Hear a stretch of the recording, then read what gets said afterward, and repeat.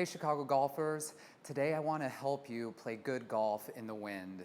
So if you have experience playing here in Chicago, without a doubt you've probably had a round where you've encountered some pretty strong wind out there. The most important thing to remember is do not fight the wind. You do not have to swing harder to get the ball going through the wind, but there are a few strategies to help you while playing. So on the simulator, I could actually create some wind and give you some advice. So this first shot, this is 104 yards. There is no wind right here. So I just want to show you a controlled shot first. 104 yards. For me, that's just a little smooth 3/4 gap wedge. So I'm just going to hit one with no wind first. So then, good shot right there. That one flew 100 yards. So the machine will tell me how far it's flying in real life. Flew 100 yards, spun almost around about 9,000 revolutions. So I'm going to do the same shot, except this time I'm going to bring the wind up to 20 miles an hour. So this is some pretty severe wind. And we're first going to do it with wind that's in our face. So right here, 20 per hour, wind in the face. I don't know if there's an exact calculation with how many clubs extra to take, but just kind of going by feel, I like to take an extra club per 10 miles per hour. So this is 104 yards. I'm going to play this closer to 130. So I'm taking extra golf club. I know my 30 extra yards. When you play, pretty soon you'll be able to feel the wind and know how much club, how much extra, how much less to take.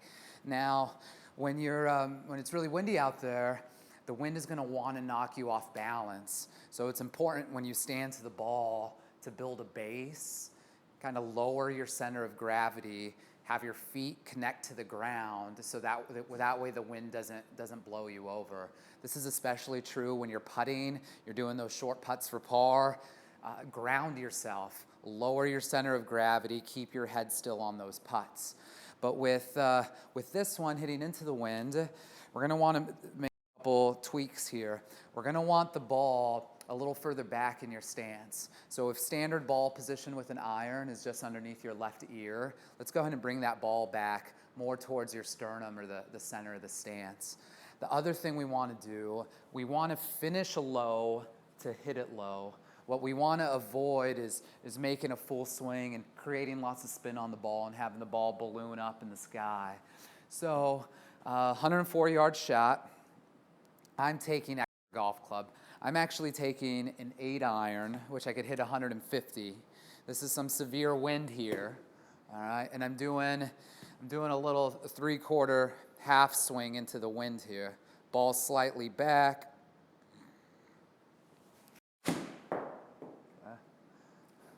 So the wind is just stopping it. It's hit a wall. Boom. And that one flew 100 yards in real life. That one flew closer to 130 right there. So this is about a 30-yard wind going on. Now, let's switch it from having the wind in our face. Let's have it go downwind. Okay? One last thing about hitting into the wind.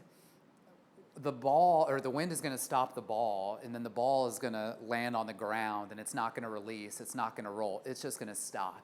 So again, take enough club to get the ball to the flag. Now, if we're switching the wind direction, let's see here. All right, so now we're downwind, 104 yards. I'm going to go back to my gap wedge, but I'm going to play this around 80 yards. I could even take a sand wedge right here, but I'm just going to go a little bit smaller.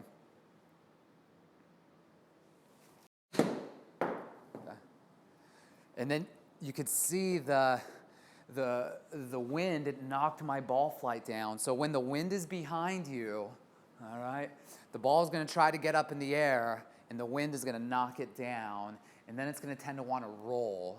So you have to be considerate of the club that you're choosing, and you kind of have to visualize what's the ball going to do once it hits the ground.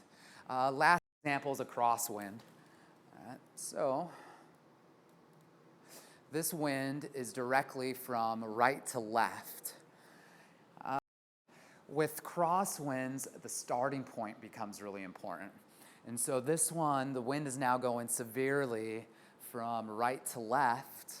And so I need to pick a start point that's really far right. You know, I'm going to go at this tall tree over here on the right side of the green. I'm going to play this around the number, maybe a little bit longer. So I'm going to play it maybe around 110. Okay. And we are starting the ball right. Okay. So we could see that one. The wind is just pushing it. It's pushing it. The wind killed it a little bit. Okay. But you could see how much the wind affects your target, your club selection, and it affects how comfortable you are standing over the golf ball. So don't ever try to fight the wind. Just adjust. You know, choose a different target, choose a different golf club, and if you do this, you're going to have some success out there. Also, identify where can you miss. So with something like this, I don't want to miss over the green. I don't want to short side myself. You know, so I'd rather be a little bit short and just putt it up the hill. If you're finding the green on a windy day, then you're doing the right things. So have fun out there, and I hope these tips help you next time you play in the wind.